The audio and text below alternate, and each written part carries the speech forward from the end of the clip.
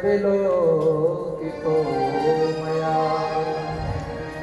मूढ़ा सठाये पशुपक्षिणोत्र सर्वेऽपि निष्पापतमा भवन्ति। बड़ी महिमा गा रहे हैं आचार्य भगवान सनंदन सनातन सनत कुमार जी कह रहे हैं, नारद जी प्रेमी और भावुक भाव से प्रेम से भजे, कहना ही क्या है। कोई मूड हो ना और ठाकुर के द्वार से निकल जाए, कथा हो रही हो कोई पक्षी ऊपर से निकल जाए, कथा हो रही हो प्रांगण में कोई पशु घूम जाए जिसको न सुनाई ढंग से दे न समझ में आए, ऐसों का भी उद्धार भागवत की कथा से हो जाता। निष्पाप तमा भवन्ति। पर महात्मा भी कहा चुकने वाले थे। संत नारद जी ने कहा, भगवान है कोई ऐसा आपकी दृष्टि में तो पापी रहा हो, चांडाल रहा हो, भगवान का भजन भी जीवन में न हुआ हो, उसका उद्धार हो गया हो? यदि ये आपकी प्रत्यक्ष जानकारी में नहीं हुआ तो केवल ये कथा बन करके रह जाएगी, दृष्टांत बन करके रह जाएगा। आप कृपा करके बताइए, ऐसा कोई सामने दृश्य कभी आया है? कोई विद्यार्थी खूब पढ़े और अच्छे नंबर लाए तो क्या महिमा है? अरे कभी कोई न पढ़ने वाला भी अच्छे नंबर से आ जाए तब तो पता चले कि भाग्यशाली है। अरे जो प्रेम से भजन करते हैं, भक्ति करते हैं, भगवान का साधन करते हैं, उनका कल्याण हो बड़ी बात नहीं है। आपने कहा कि मूढ़ा सठा, मूढ़ हो सठ हो, उसका भी कल्याण होता है। सनत कुमारों ने कहा कि देखो महात्मा, हम सत्य कहते हैं, हमने भागवत कथा की महिमा अपने आंखों से देखी है, हमने उद्धार होकर अपने आंखों से देखा। किसका देखा प्रभु? कहते हैं, हम यहाँ पर आपको एक इतिहास सुनाते हैं। अत्र ते कीर्तयिष्यामि इतिहासं पुरातनं यस्य श्रवणमात्रेण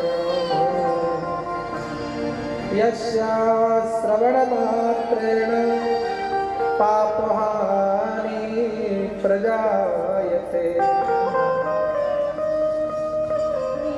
भगवान श्री सनक सनंदन सनातन सनत कुमार जी कह रहे हैं, नारद जी हम आपसे यहाँ पर एक इतिहास कहेंगे जिसके सुनने मात्र से पाप नष्ट हो जाते हैं, जीव का मंगल हो जाता है।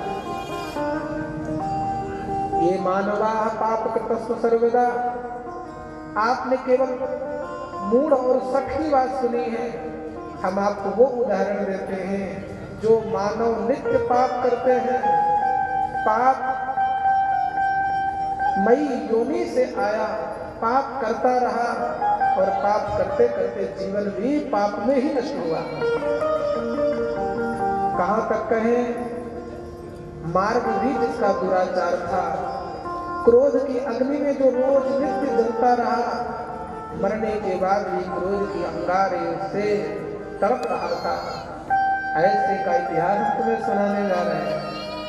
इति माने पुराना, हास माने बताना, पुराने को भी नए ढंग से बताना ही इतिहास है।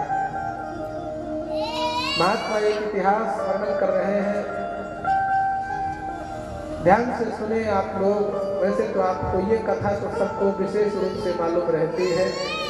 आचार्य कहते हैं तुंगभद्रा नदी के किनारे, पहले इसका अर्थ ऐसे जैसा भागवत जी में लिखा ऐसा समझ लें। तुंगभद्रा नदी के किनारे एक नगर है जिसका नाम उत्तम नगर है। वहां एक पंडित जी जिनका नाम आत्मदेव है। आत्मदेव विशेषण दिया पंडित जी को, विशेषता में रखा, क्योंकि पंडित जी का जो ज्ञान था बड़ा दिव्य था। द्वितीय इव भास्कर, दूसरे सूर्य के समान आपका पवित्र ज्ञान था। ऐसे ज्ञानी महात्मा,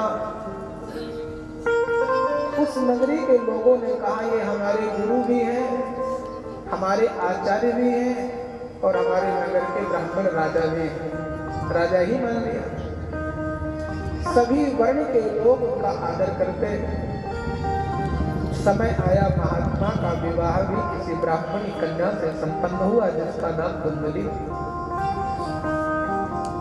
महात्मा आत्मदेव का बड़ा स्रोत स्मार्त निष्णात द्वितीयो इयो, माने वो सांसारिक कार्य जैसे पितृपूजन, देव पूजन, व्यवहार, इनमें कुशल तो थे ही, वैष्णवों के कार्य में, सन्यास के धर्म में भी बड़े कुशल थे। बड़ा बढ़िया आपका जीवन था महात्मा जी का। आचार्य सुना रहे थे कि महात्माओं, सूत जी महात्माओं कह करके सौनकादि ऋषियों को श्री सनत सनातन में सुना रहे हैं श्री नारद जी को। नारद जी, आपके जीवन में किसी प्रकार का कोई दुख नहीं था, क्योंकि जितने ही दिव्य ज्ञानी महात्मा श्री आत्मदेव थे तो उनसे कहीं कम कुंडली भी नहीं थी। बस अंतर इतना था, वो देव कार्य में निष्णात थे तो ये प्रपंच में निष्णात थी, दुनियादारी में निष्णात थी। जोड़ा अक्सर कभी कालों में से लगभग उल्टा ही होता है कि यदि कोई स्वामी जी घर के पुजारी हो तो देवी कल ही हो, और देवी पुजारी हो तो स्वामी जी उठाए तो दिन कहें तो पूजे करके घंटी बुलाती रहोगे कि हमें भोजन पानी हो। आए दिन का झगड़ा है, लेकिन महात्मा झगड़ा नहीं करते, और वो भी झगड़ा ऐसा नहीं करती है। जब तक महात्मा रहते बड़ी सावधानी रखती है। महात्मा घर से जाएं बस पंडिताई के लिए तो पड़ोसी का भी झगड़ा मोल लेती है बड़ी सफाई से कि बहन हम सुन रहे थे, स्वामी जी घर में थे, बोले नहीं, हम सुन रहे थे, क्या बात का झगड़ा है? तो पड़ोसी का झगड़ा अपना निपटाती, फिर दिन भर लगी रहती। पति देव को आने का होता तो आके की थाली तैयार। आचार्य कहते हैं, भिक्षुको वित्तवान लोके तत्प्रिया धुंधरी स्मृता, स्ववाक्य स्थापिका नित्यम सुंदरी सुकुलोद्भवा। स्ववाक्यम स्थापिका, अपने वाक्य को, अपनी जो बात उसके मुख से निकल गई उसको प्रतिष्ठित करना, सत्य करना, माने नाम जिद्दी कहना। आपकी बातें बहुत जिद्दी हो। देवी का भी लोक वार्ता रता क्रूरा, महात्मा ने कहते कहते क्रूरा कह दिया, और ये भी कह दिया एक आध दिन की क्रूरा नहीं, प्रायतः बहुजन का नित्य का ये झगड़ा था। समय आया महात्मा ने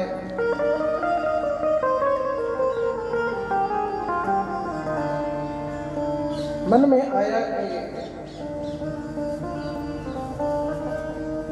मेरे घर कोई संतान नहीं है। संतान की इच्छा से न पुत्रो ना पिवा पुत्री ततः चिंता करो भृशम। वैसे तो कोई चिंता नहीं थी महात्मा को, और जिस घर में बेटा बेटी नहीं होते उस घर के लोगों को चिंता कम होती है, पड़ोसियों को थोड़ी ज्यादा होती है। झंझट अपना नहीं था, झंझट पड़ोसियों का था, जो आकर के पंडित जी क्या बात है, कब भोजन कब हमारे यहाँ आपके यहाँ दावत हो रही है। तो कभी देवी से ही कोई बूढ़ी मैया पूछ बैठी, बहन इन लोग लज्जा के कारण एक दिन महात्मा को चिंता सता ही दी। विचार आया कि पुत्र नहीं है तो मैं जाऊंगा जंगल में, तप करूंगा, तप करके भगवान प्रसन्न होंगे, उनसे संतान की याचना करूंगा, उससे संतान भी अच्छी होगी और तप भी बहाना पक्का भी हो जाए। महात्मा जंगल गए, तप किया। तब क्या मन में तो खिन्नता यही थी कि पुत्र पुत्री नहीं है, दुखी बहुत थे। संसार की बात सुनकर के घर को त्याग करके वन में गए कि यदि पुत्र की कामना पूर्ण होगी तो घर आएंगे, नहीं हुई तो वही की वही सीताराम बद्रीनाथ धाम पहुंच जाएंगे। गए एक जंगल में, प्यास से पीड़ित महात्मा ने एक सुंदर स्वच्छ सरोवर में जल पीने की इच्छा से अंजलि भरी, पीना ही चाहते थे। तब तक तो सरोवर के दूसरी पार में एक सन्यासी महात्मा देख गए, हाथ से जल भी छूट गया। मध्याह्ने त्रसितो जात तडागम समुपेयिवान, पीत्वा जलं लशनात् तो प्रजा दुःखेन कर्षितः मुहूर्तमपि तत्रैव सन्यासी कष्टिकागतः। महात्मा ने सन्यासी को देखा, बंदन किया, जलपान किया। तब तक महात्मा सन्यासी भी समझ गया कोई पंडित जी हैं, दुखी हैं, और जिसकी जैसी संगति, जिसका जैसा जीवन, वैसा उसका विचार है। सन्यासी महात्मा भगवान के प्रेमी थे, उनको लगा कि निश्चित ही पंडित जी भगवान के प्रेम में दुखी होंगे, घर छोड़ करके आए हैं, इनसे हमारा सत्संग चलेगा, हमारा भी अच्छा समय निकल जाएगा, सन्यासी हमारा सन्यास लेना सफल हो जाएगा और पंडित जी का पांडित्य भी मंगलमय हो जाएगा। आज जब हम दोनों के बीच में भगवान की सत्संग वार्ता हो, सन्यासी सत्संग की इच्छा से पंडित जी के निकट आए और पंडित जी से पूछ ही बैठे, कथम रोदस विप्रंतम, पंडित जी आपके रोने का कारण क्या है? पंडित जी ने पहले कहा, देखो वैसे तो आप महात्मा हैं, सब कुछ जानते हैं, महात्माओं से कुछ छुपाना नहीं चाहिए, हम सब बताएंगे, लेकिन कुछ बात बने तो बताए, नहीं तो अपना दुख भोगी रहे। सन्यासी ने जब ये बात कहा, मदद तुम सब परम भैया, नहीं आप बताइए पंडित जी, बताइए। पंडित जी ने कहा, तो सुनो, किम ब्रवीमि ऋषे दुःखम, मैं और ज्यादा दुख क्या कहूं, मैं अपने पाप के कारण ही दुख पा रहा हूं। मेरा और कोई बहुत बड़ा दुख नहीं है, मेरे दिए हुए जल को मेरे पितृ ग्रहण नहीं करते, मेरे दिए हुए श्राद्ध पक्ष में अन्न जल को मेरे पितर लोग नासिका वायु से उसे, श्वास वायु से उसे गर्म करके, शुद्ध करके तब कहीं स्पर्श करने की हिम्मत करते हैं। कारण यह है कि मेरे घर कोई संतान नहीं है, पुत्र पुत्री नहीं है, तो मुझे ऐसा लगता है कि संसार का सबसे बड़ा सुख है, गृहस्थी का सबसे बड़ा सुख है संतान का होना, और जिस गृहस्थी में संतान ना हो वो धिक्कार है, धिक जीवन प्रजाहीना, धिक्कार है प्रजा के बिना गृहस्थी को। महात्मा जी कहां तक कहूं, मैंने इस प्रजा के दुख के कारण एक बार मैंने एक वृक्ष लगाया, वो भी सूख गए। मैंने सोचा चलो कोई बात नहीं, समय से पानी नहीं मिल पाया, मैंने एक दिन एक गैया मैया को लाया जो बालक 2 महीने में देने वाली थी। गैया मैया को लाया, गैया मैया को बालक को जन्म नहीं देना ताकि दूसरे दिन कुछ महीने बाकी थे कि तब तक पता चला कि गाय अब बालक नहीं देगी, बंध्यत्व को प्राप्त हो गई। पाल लेते या मया धेनु सा बंध्या सर्वथा भवे, मैंने सोचा चलो कोई बात नहीं, गाय बंध्या हो गई। एक दिन तो मैंने सोचा कि चलो बाजार से ही फल ला के खा ले, जब फल अपने हाथ का फलदार वृक्ष नहीं लगता है तो फल खरीद के ही खा ले। एक फल लेकर के आया, सुबह लाया, चलो शाम को पाएंगे। शाम को जब उस फल को अमनिया किया तो इसमें कीड़े पड़े हुए। मैंने ये सब दुख देख करके आज मैं आपकी शरण में आया हूँ। मैं पुत्र की याचना करने के लिए, पुत्र प्राप्ति के लिए आपके यहाँ तक। महात्मा ने कहा, लो हम सोचे थे सत्संग होगा, अपन के कुसंग में आए थे हरि भजन को, सत्संग होगा। महात्मा का दुख ही दूसरा, यहाँ तो झगड़ा दूसरा। सन्यासी ने कहा, देखो बाबा ऐसा है कि मैंने भी विचार कर लिया, अपने विवेक को देखा कि कर्म की गति बड़ी बलिष्ठ है। यदि आपके भाग्य में, यदि अब तक आपको संतान नहीं हुई तो आप संतान की चाहे करो ही मत, क्योंकि संतान से बड़ा सुख किसको मिला? इंद्र भी सुखी नहीं रहा पद पा करके। बड़े बड़े राजा महाराजा भी संतान से, अपने परिवार से सुखी। सुख तो केवल हरि के चरणों में है, भगवान के भजन में है। पंडित जी ने कहा, इसीलिए तुम बता नहीं रहे थे कि हमारे दुख का क्या है, क्योंकि आज अपना दुख किसी साधु संत से कहो तो बस वो प्रवचन ऐसा देते हैं, क्योंकि उनके सिर तो पड़ा नहीं। आपको ठहरे सन्यासी, आप कहीं गृहस्थी में होते, 4 लोग आके आप काना पूछी करते तो आपको पता चलता। जब आपने हमसे पूछ लिया है तो आपको पुत्र देना ही पड़ेगा। जब ज्यादा गिनती है तो महात्मा सन्यासी ने कहा तद्भालाक्षरमालां च वाचयामास योगवान् सर्वं ज्ञात्वा यति पश्चात् विप्रं ऊचे सविस्तरम्। महात्मा जी, हमने आपके भालाक्षरों को पढ़ लिया कि आपके यहाँ पुत्र होने वाला नहीं है। सप्त जन्म बधी तब पुत्रो नहीं बचने, आपके 7 जन्म तक संतान नहीं होगी। पंडित जी रो रहे थे, रोते रोते जब ये बात सुनी एक महात्मा के मुख से कि आपके 7 जन्म संतान नहीं हो, तो हंसने लगे। महात्मा सन्यासी ने सोचा अभी तो रो रहे थे, हंसने क्यों? बोले आप तो अभी तक रो रहे थे, दुखी थे बहुत, हमने जब ये कहा संतान होगी नहीं, 7 जन्म नहीं होगी, आप बड़े खुश हो गए, क्या कारण है? बोले समाधान मिल गया, जिस उद्देश्य से हम आए थे वो पूरा हो गया, क्योंकि हमने आपकी सामर्थ्यता का पता लगा लिया।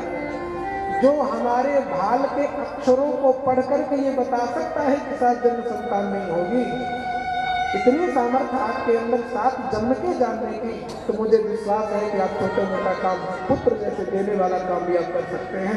यदि ऐसा नहीं किया तो मैं अभी सिर पटकता हूँ, आपके सामने प्राण का त्याग करता हूँ, ब्रह्म त्याग कर लगे। सन्यासी गलत फंस गए चक्कर, बोले आए थे कि कोई ढंग की सौदा होगी, भजन पूजन कथा का होगा, लेकिन यहाँ तो ठगे गए। और पंडित जी ने कहा भी कि महात्मा जी से जब सामने तैयार हो गए कि प्राणस्त्याग में हम मैं प्राण त्याग दूंगा, सन्यासी ने सोचा कि चलो छोड़ो, नो चेत त्याग में हम प्राणस्त्याग्रे शोक मूर्छिता। इस प्रकार की जब पंडित जी ने बात कही तो सन्यासी को भी दया आ गई, छोड़ो ये संसार के लोगों को क्यों पीछे पड़ना। और उन्होंने अपने झोली से एक फल निकाला और वो फल महात्मा को दिया हाथ में और कहा ले जाओ, ये फल अपनी पत्नी को देना।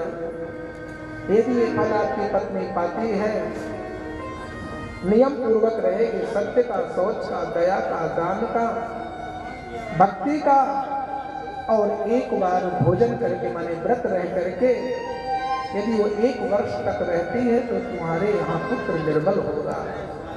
ध्यान से सुनिएगा, आजकल माताओं को बड़ा अच्छे संतान की कामना तो सबको होती है, लेकिन आचरण उसके अनुरूप नहीं होते हैं।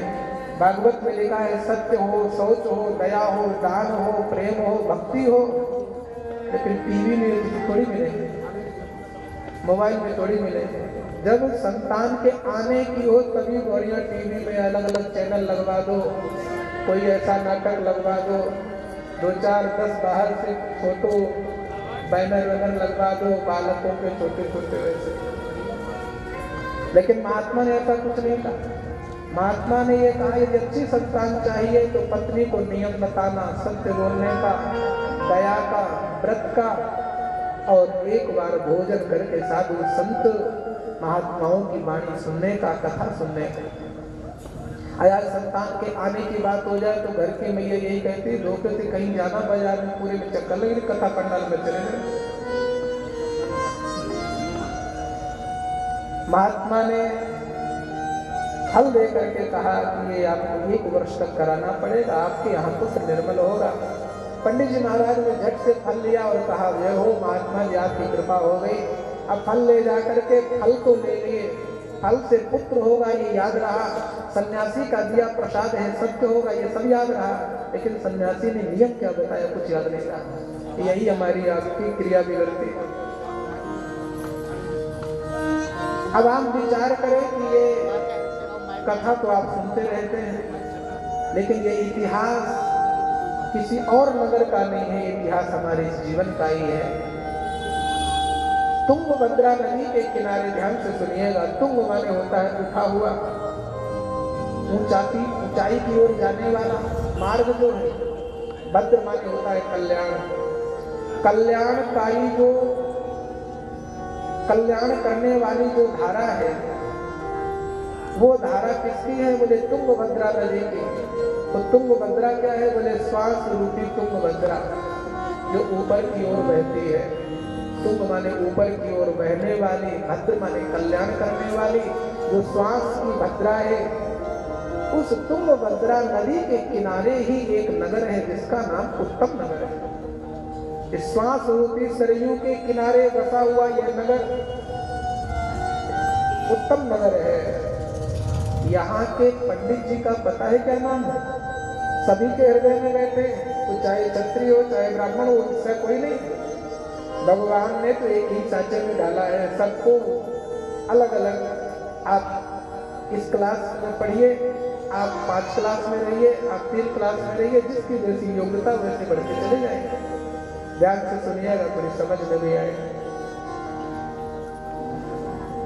एक श्वास की जो भक्त कल्याण करने वाली जो नदी है सरयू है, इसके किनारे बसा हुआ ये उत्तम नगर।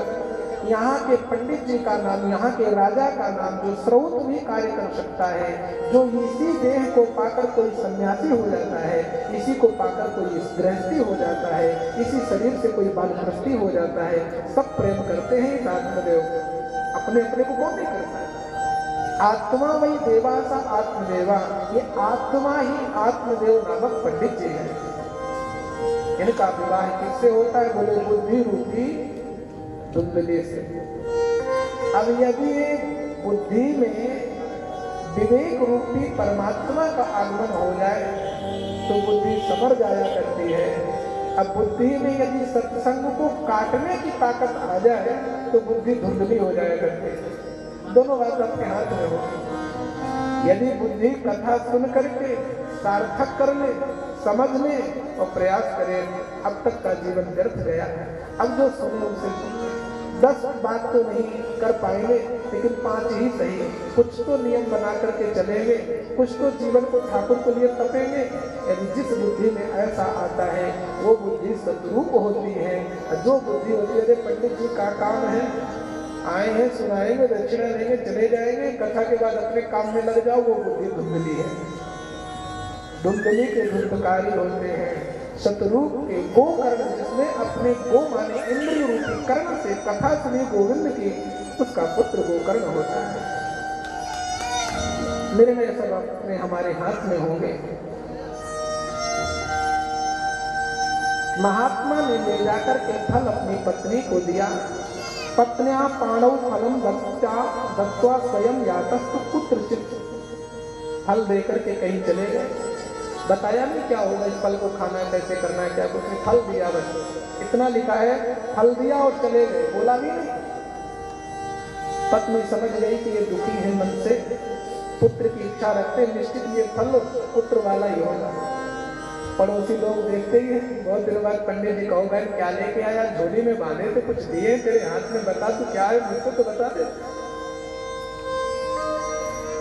उसने बताया कि पंडित जी के बुद्धि में आई क्या, वही पुत्र वही संतान, फल ला करके दिए हाथ में। उसने कहा कि बहन ये साधु संतों का क्या भरोसा, देखिएगा उल्टाओं का जो उल्टा बुद्धि होती, कोई स्त्री की बात नहीं है। उल्टा बुद्धि में उल्टापन पुरुष की भी हो सकता है, स्त्री की भी हो सकता है। हमारी बुद्धि सही चल रही थी कथा में, और पड़ोसी की बुद्धि ने कहा यार कहाँ तुम इनके चक्कर में पड़ रहे, वो उल्टा बुद्धि वाले मिल गए।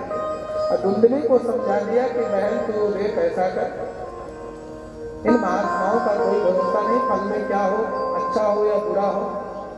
तो मैं भी यही सोच रही थी कि माना कि फल खा लिया, कहीं इस फल खाने से मैं गर्भवती हो गई, सन्यासी का दिया हुआ फल सत्य हो गया, और शायद वो कहीं इस तरह रहा कि बेगम व्यास जी जैसे पुत्र गर्भ में 12 वर्ष के लिए अपना स्थान बना ले, तदा मैं मरणम भवे।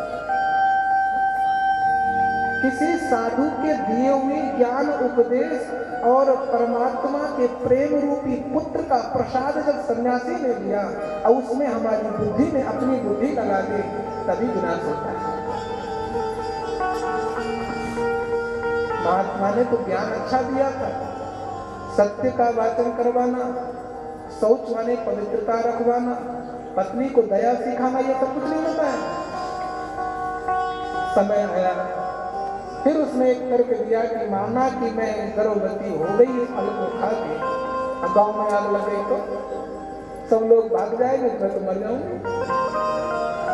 कहीं संयोगवश चोर आ गए तो मैं तो सदा में मरणम हो गए।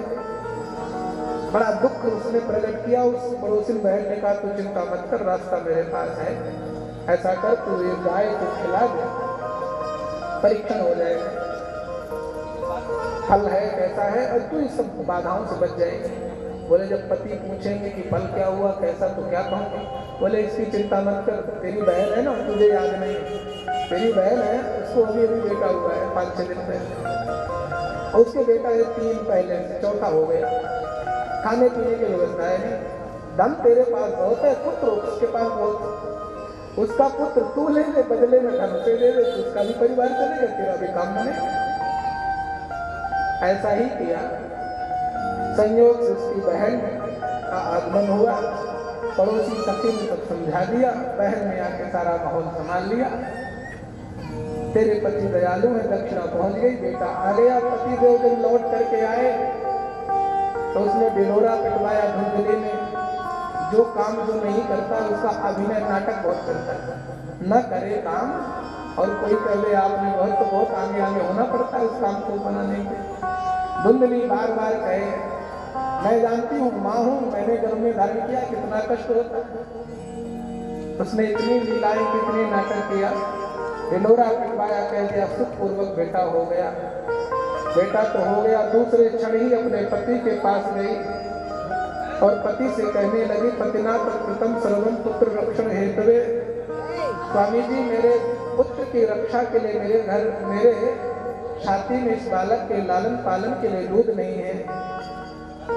फिर स्वामी जी ने कहा जो तेरी इच्छा हो, जैसे तेरे पुत्र का पालन हो काम करे। बोले हाँ एक बात जरूर है, मेरी बहन को बेटा हुआ था, वो मर गया, मेरी बहन लालन पालन कर सकती है, बहन को यदि आपकी आज्ञा हो घर बुला लो। बहन को भी घर बुलाया, बहन को घर बुला करके धुंधकारी का लालन पालन किया। 15-20 दिन हुए। बोले भाई अब तो नामकरण होना चाहिए। धुंधली ने कहा खबरदार, मात्रा नाम प्रतिष्ठितम, नाम मेरा नाम जो है मेरे बेटे का नाम भी मिलता जुलता होगा, क्योंकि माँ हूँ, मैंने गर्भ धारण किया, मैंने कष्ट सहा, तो नाम मैं ही रखूंगी, कोई पढ़ने की जरूरत नहीं।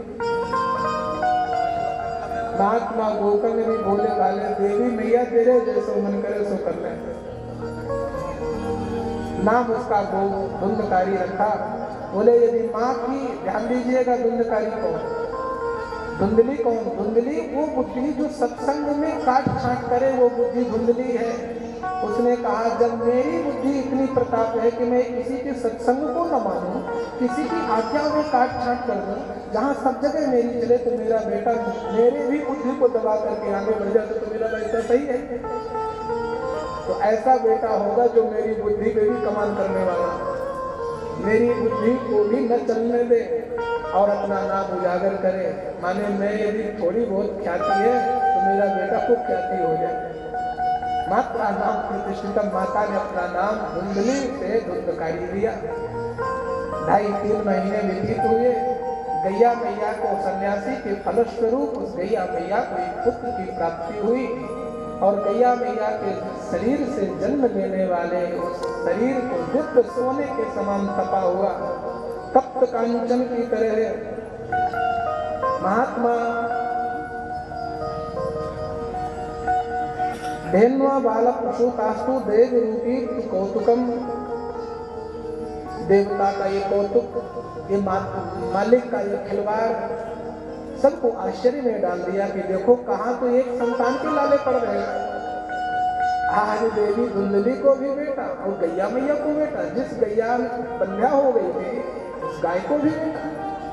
ये साधु सन्यासी का ही प्रसाद का फल है।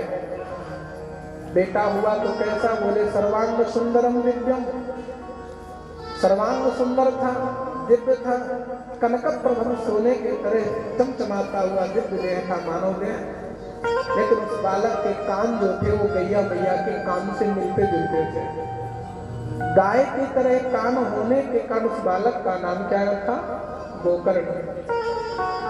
आचार्य कहते हैं गोकर्णो पंडितो ज्ञानी धुंधकारी महाखला, नामकरण कर दिया। गोकर्ण बड़े ज्ञानी हुए, पंडित हुए, धुंधकारी महाखल हुआ। बड़ा सुंदर संकेत है। जो साधु संत के प्रसाद को, कथा को अपने कान मार्ग से हृदय में धारण करता है, वही गोकर्ण होता है, वो ज्ञानी होता है और समाज का कल्याणकारी होता है। जो कथा में काट छाट करता है वही धुंधकारी होता है। हमें पता नहीं कौन कहाँ क्या है, पर बात सत्य है। धुंधकारी का जहां से जन्म होता है वो उसको मजबूर कर देता है अंधेरी कुएं में गिरने के लिए। गोकर्ण का जहां से जन्म होता है उसको मजबूर कर देता है श्रीधाम वृंदावन जाने के लिए। जो गोकर्ण का आश्रय लेता है, कथा का आश्रय लेता है, उसे प्रेम का धाम वृंदावन प्राप्त होता है। और जो कथाओं में भी तर्क वितर्क करते हैं उन्हें अपने ही उन कर्मों के कारण ही उन्हें दंड के भागी बनते हैं और अंत तो गत्वा ये लगता है कि अब मरना ही सच है। समय आया, इसके इतने इतने पाप हो गए। पंचोग्र पाप छल छद्मकारिणः, 5 प्रकार के पाप करने लगे। धुंधकारी करने लगा। ये 5 पाप क्या है? 5 पाप जिसमें से सबसे बड़ा पाप है ब्रह्म हत्या, सुरापानम, स्वर्णस्तेय, गुरुपत्नीगा। ब्रह्म हत्या करना। ब्रह्म हत्या का मतलब ये नहीं है कि महाराज हमारे घर में शस्त्र नहीं तो हम ब्रह्म हत्या क्या करें। ब्रह्म परमात्मा का दिया हुआ ये जीवन पाकर के भी जिन्होंने ब्रह्म परमात्मा से नाता लेंगे वही ब्रह्मघाती है। मानस की चौपाइयां पढ़िए, तेजर जीव निजात मत घाती, जिन्हीं न रघुपति कथा सुहाती। जिन्हें राम जी की कथा अच्छी नहीं लगे ना वो ब्रह्म हत्यारे हैं, तो चाहे जिस कुल में जन्मे हो। ब्रह्म हत्या, सुरापान, जो मद्यपान करते हैं महापाप है। सोने की चोरी करना महापाप है। ऋषि पत्नी, गुरु पत्नी पर दृष्टि का दोष रखना ये महापाप है। और इन पापियों को कोई संग दे दे, अरे भाई साहब कोई बात नहीं, हो गया तो हो गया, कोई बात नहीं, वो भी उसी की गिनती में आएगा। ये 5 उग्र पाप करने वाले धुंधकारी की खबर जब आत्मदेव को मिली ना तो आत्मदेव छाती पीटने लगे। क्व गच्छामि क्व तिष्ठामि क्व गच्छामि क्व मे दुःखं व्यपोहये। क्या करूं? ठीक कहा था उस सन्यासी ने कि नचेंद्र सुखम किंचित सुखम चक्रवर्तिना सुखमस्ति विरक्ता नाम मुनि एकांत जीविना। लेकिन मैंने सन्यासी की बात नहीं मानी। आज साधु महात्मा की बात न मानने का कारण ही है कि मुझे दुख देखना पड़ रहा है। तभी महात्मा गोकर्ण जी आते हैं। गोकर्ण ने कहा, पिताजी आप क्यों दुखी हो रहे हैं? इस देह को आप विचार करो, इस देह में है क्या? इस देह के ही तो नाते हैं। इस देह के नाते हैं। जिस देह में देहे स्थित मांस रुधिर विमतिन त्यजत्व, इस देह में स्थित अस्थि चर्म रुधिर मांस मज्जा मेद जो एक दिन इस प्रकृति में विलीन हो जाएगा तब आपका कौन रह जाएगा? इस शरीर से ममता का होना, इस शरीर के द्वारा किए गए कार्यों में अहंता का होना दोनों विनाशकारी है। अहंता का और ममता का त्याग करो पिताजी, अभी आपको सब नजर आता है। जैसे रात्रि में स्वप्न देखे कोई राजा हो जाए तो प्रातः काल राजा नहीं रहता है, लेकिन रात्रि में बड़ा सुख मिलता है कि हाथी में चढ़े हैं, हमारी पालकी निकल रही है, हमारी जय जयकार हो रही है, लेकिन सवेरे हम रंग के ही नजर आते हैं। कहते हैं पश्चिम निथम जगदिदम क्षणभंग निष्ठा। जैसे रात्रि का स्वप्न हमें राजा और बहुत बड़ी फौज तैयार कर देता है, लेकिन वो सुबह जगते ऐसा सब कुछ नहीं होता है पिताजी। ऐसे ही सारा संसार धर्मम भजत सततम, आप धर्म का भजन करें, सतत चिंतन करें। आप यहाँ से गुण दोषों से मुक्त होकर के, स्त्री पुत्र परिवार से मुक्त होकर के आप श्री धाम वृंदावन जाएं। कहाँ गया है आपका वो कोटि सूर्य समान जैसा ज्ञान? आप तो दूसरे सूर्य के समान थे, आपका ज्ञान दूसरे सूर्य के समान था, क्या वो ज्ञान अब नष्ट हो गया? महात्मा आत्मदेव कहते हैं, बेटा गोकर्ण, तेरा ज्ञान पाकर के मेरा सूर्य फिर जल गया है। यदि बेटा गोकर्ण तू नहीं होता तो निश्चित ही मेरा ज्ञान अंधकार ने ज्ञान के सूर्य को अंधकार के बादलों ने ढक दिया था। पुत्र यदि कुपुत्र हो जाए, पापी हो जाए, तो जिस बादल, काले बादल सूर्य को भी ढक लेते हैं, ऐसे ही उस पापी संतान के पाप पिता के किए हुए पुण्य कर्मों में पानी फेर दिया करते हैं। लेकिन पुत्र कहीं गोकर्ण हो जाए ना, तो पीछे की परंपरा नष्ट भी हो गई हो, तो गोकर्ण जैसा बेटा पिता को शरीर से धाम भगवान के वृंदावन भेज दिया करते हैं। पहले गांव में कहावत कहा करते थे, पूत कपूत तुका धन संचय, पूत सुपूत तुका धन संचय। महात्मा श्री कठोपनिषद में भगवान कहते हैं, उत्तिष्ठ जागृत वरान निबोधत, उठो जागो, किसी सदगुरु की शरण लो। भैया सदगुरु के रूप में कोई शरीर नहीं होता है, कोई संबंध नहीं होता है, ध्यान दीजिएगा। सदगुरु के रूप में कोई रूप नहीं होता है, कोई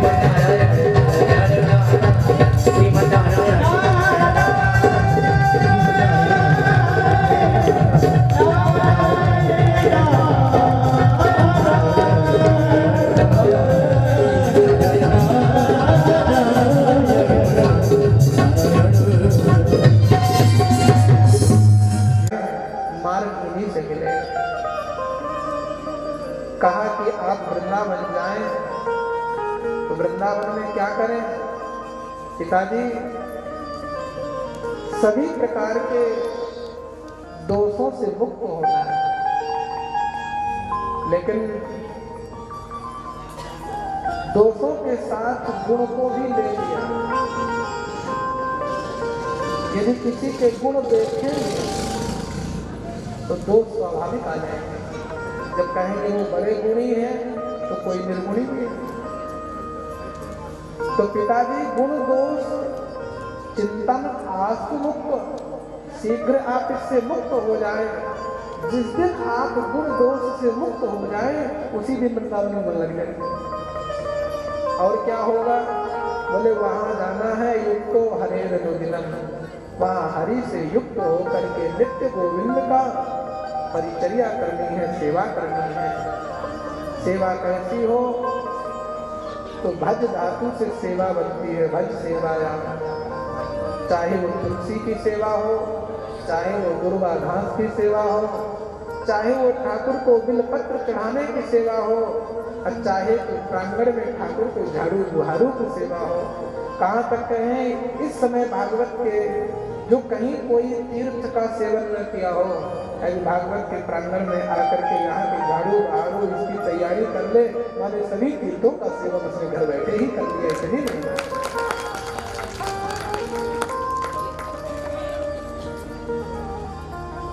एक बार एक घटना,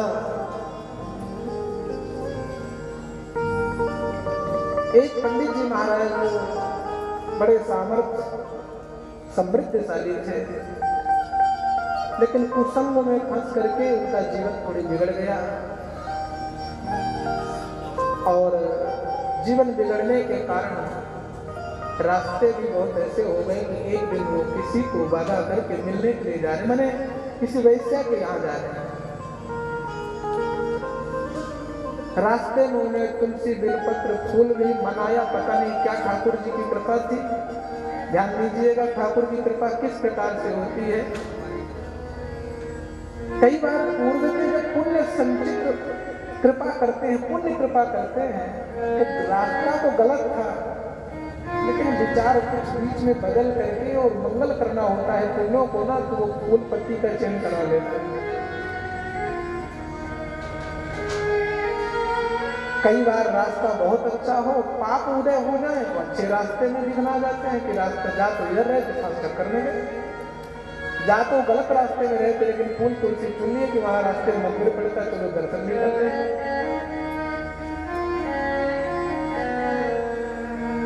महात्मा रास्ता बिगड़ा हुआ पंडित जी का मार्ग में फिसल करके गिर गए। चढ़ाना था शंकर जी को बिलपत्र, रास्ते फिसल के गिर गए। कहावत में से आप लोग कहा कर छटिल पड़े कि हर गंगा, फिसल गए तो हर गंगा कहते हैं।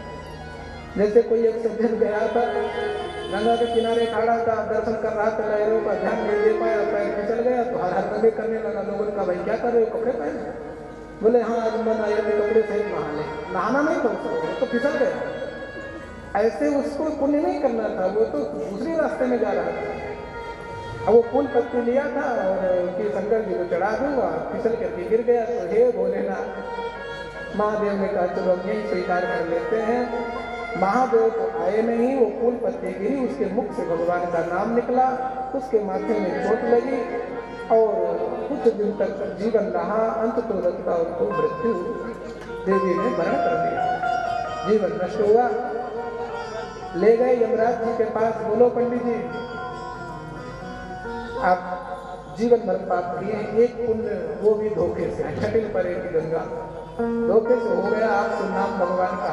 बोलो पुण्य के मार्ग में जाओगे पहले की पाप? बोले महाराज ऐसा है, पाप का रास्ता तो हमारा बहुत खजाना लंबा है, बहुत हिसाब किताब लंबा है, पुण्य है छोटा सा, पहले पुण्य दे दो। बोले कितना है? बोले आपको इसमें पुण्य मिल रहा है 3 घंटे की, 1 घंटी होती है 24 मिनट की, गणित हमें नहीं आती, मास्टर शिक्षक लोग सब बैठे हैं, 24 मिनट की 1 घंटी, 3 घंटे हुए माने 72 मिनट था। सही है, 72 मिनट के लगभग टाइम मिला। 72 मिनट को उनको गद्दी मिल गई इंद्र का आसन इनको एक बिल पत्र तुलसी धोखे से गिरने से चढ़ाने पर सेवा मान ली गई और इनको 72 मिनट के लिए इंद्र का आसन दिया जा रहा है। पंडित जी ने कहा चलो हम जीवन तो कबाड़ा रहा और कबाड़े जीवन में भी हमें सही जगह पहुंचा दिया। 72 मिनट ही गई। जैसे गद्दी मिली, ध्यान से सुनिएगा, इंद्र का आसन छत्र वो सब देख करके पंडित जी विचलित नहीं हुए। जैसे इंद्र का मुकुट पहनाया गया, इंद्र ने कहा, उन्होंने कहा अब हमारा हुकूमत चलेगी। देवराज इंद्र हाथ जोड़े खड़े, बोले हाँ चलेगी। बोले ऐरावत हाथी उपस्थित किया जाए। ऐरावत हाथी, हम ऐरावत हाथी वशिष्ठ मुनि को दान कर रहे हैं। उच्चैश्रवा नाम का हाथी पुलस्त्य ऋषि को दान कर रहे हैं। इस वैकुंठ की आधी संपदा वैकुंठ, ये इंद्रलोक का आधा पद हम अगस्त मुनि को सौंप रहे हैं। भैया 72 मिनट में सारे इंद्र रोक रहे थे। बोले रोके कौन? बोले हम इंद्र हैं, अब तुम तो सुनो बस। 72 मिनट के प्रवचन में उन्होंने सारा इंद्र लोक बता दिया। बोले बताओ अब पाप, हमारा पाप का खजाना खोलो, हमारे बर्तन में पूरे हुए। भगवान ब्रह्मा और भगवान शिव प्रकट हो गए। बोले जब इसने यहाँ आकर के सब कुछ इंद्र जैसा आसन लुटा दिया तो ये पापी ने ढाई से वैकुंठ लोग, ढाई से वैकुंठ लोग। ऐसे दयालु भगवान हैं। आप धोखे से भी यहाँ किसी कारणवश के घर में मन लागे तब भी आ जाए तो ये नहीं देखेंगे तू कैसे आया क्या नहीं आया, बस तू मेरे धाम में आया, तेरा मंगल करना। जैसे कोई करंट को पकड़े, करंट से बहुत प्रेम में लाइट बेटा उजाला देता है, तब भी गोविंदाय नमो नमः। गुस्सा से पकड़ो तब भी गोविंदाय नमो नमः, उसको करना आपका मंगल है। ऐसे हमारे सरकार का स्वभाव है। भाव कुभाव अलख आलस हो, नाम जपत मंगल हर हाल में मंगल बिहारी मंगल ही करके छोड़ते हैं। पिताजी आप दसमस्त पाठात वृंदावन जाएं तो 10 इंद्रियों से, वैसे दसमस्त पाठात माने भागवत जी के 10वें स्कंद का पाठ करें, पर उस समय भागवत जी लेकर के महाराज जाते और वन में रहते, पाठ करते, कहाँ पोथी धरते, कहाँ पत्र, कहाँ गटियाए बाते, आसक्ति पुस्तक से हो जाती। बोले 10 पाठात, बोले 10 इंद्रियों से एक गोविंद का पाठ करो, कृष्ण का, हरि का हृदय में बिठाकर चिंतन करना ही 10 पाठ है। हरे नम श्री कृष्ण नापनेतम 10 पाठात आपने पाठ किया और इधर धुंधकारी ने देख लिया कि पिताजी चले गए और ज्यादा उच्छृंखल हो गया। एक दिन माँ के सामने जलती हुई लकड़ी लेकर खड़ा हो गया। कवितम तिष्ठति ब्रूहि, बोल धन कहाँ रखा है? उस माँ ने कहा बेटा तेरे पिता से चोरी कर करके ही सारा तुझे लुटा दिया, मेरे पास कुछ नहीं। बोले सोच विचार ले, 1 घंटे का टाइम देता हूँ। बोला बेटा 1 घंटे का नहीं, आज रात का दे दो, मैं सुबह सब बता दूंगा। धुंधकारी चला गया, ठीक है रात भर का समय देता हूँ। धुंधली ने सोचा इतिहास गवाह होगा, इतिहास में लिखा जाएगा कि जिस बेटे को माँ ने अपना नाम दिया था उस बेटे ने एक दिन माँ को मौत के घाट उतार दिया। इसलिए बेटे का दोष क्यों लगाऊं, अपने आप ही क्यों नहीं मर जाऊं। रात्रि में जगी अंधेरे कुएं में ही कूद करके मर गई। शायद यदि गोकर्ण का आश्रय लिया होता तो इसे भी अंधेरे कुएं का नहीं, इसे भी वृंदावन का ही रास्ता मिलता। जब पति वृंदावन के तो पत्नी क्यों नहीं जाती? पर मैं आपसे यही प्रार्थना करता हूँ, यदि पति भगवान से लगे हैं, आप भाग्यशाली हैं कि आपका पति भगवान की कथा भगवान से जुड़ा है। यदि आपकी देवियां भगवान से जुड़ी हैं तो आप बड़भागी हैं कि आप नहीं कर पा रहे हैं, आपकी देवी तो कर रही है। यदि दोनों हैं तो फिर तो मनु और शत्रुपा है कि आपके घर बिहारी जी को आना ही है। कहाँ तक कहीं भैया मिनट 1.5 मिनट आधी घटी भी ठाकुर से मन लग जाए। भगवान श्री कृष्ण से अर्जुन प्रश्न करते हैं, प्रभु जिसने जीवन में कोई पुण्य न किया हो, यदि एक बार आपकी शरण में आ जाए उसका क्या फल है? जो सदा पुण्य में लगा हो और उससे पाप हो जाए उसका क्या फल है? भगवान कहते हैं जो मेरी शरण में आ जाता है और वो जीवन भर पाप किया, उसके पाप की मैं गिनती नहीं, उसके पुण्य का ही लेखा जोखा करता रहता हूँ, जो भी आपने सुना है। अब जिससे 1 बार 2 बार 10 बार अनंत बार भूल हो जाए और ये कहे कि मैं गोविंद का हूँ, हे नाथ उसके अनंत अनंत अपराधों को भूल करके भी मैं उसके इतना कहने मात्र से उसके मंगल के ही मार्ग विचार करता रहता। ठाकुर जी ने इस धुंधली का जीवन नष्ट हुआ। महात्मा गोकर्ण ने सोचा भाई अब बुद्धि बिगड़ गई है, इसके संग रहना ठीक नहीं। पिताजी जैसे गए वैसे महाराज गोकर्ण भी घर छोड़ दिए। माता जी का जीवन नष्ट हुआ। धुंधकारी ने कहा अपना राज्य हो। 5 वैश्याओं का संग किया। ये जब धुंधकारी भी सांसारिक नहीं है तो वैश्याएं भी सांसारिक नहीं है। उच्छृंखल मन जब भगवान से विमुख हो जाता है और उसे तपस्वी पिता सदगुरु जब उसे त्याग देते हैं, सदगुरु जब त्याग कर देता है तब वो और पतन की ओर चला जाता है। जब मेरा कोई नहीं तो बस खाओ पियो मौज करो, किसी से क्या लेना देना है।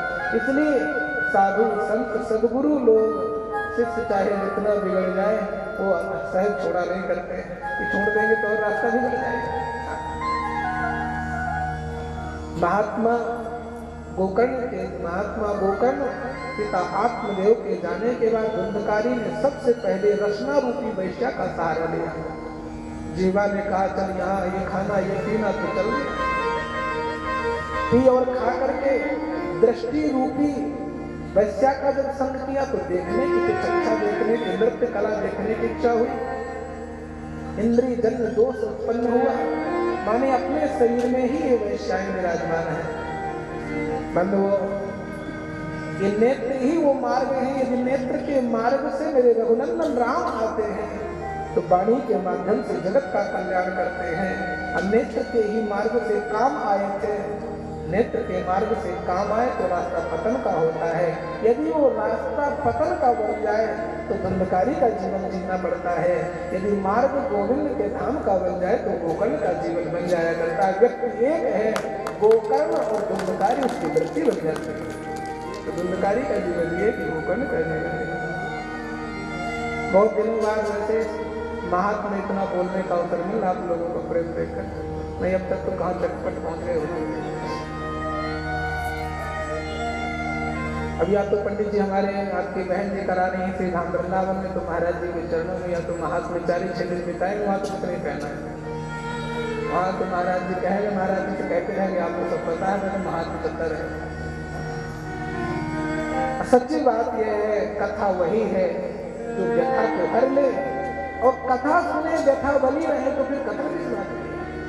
अब व्यथा का विनाश तभी होगा जब कथा में गोविंद के हमारा जीवन रस से डूब जाए, रस हमारे हृदय में आ जाए, चाहे वो महात्मा सुन के आ जाए, चाहे वो विश्राम सुन करके आ जाए।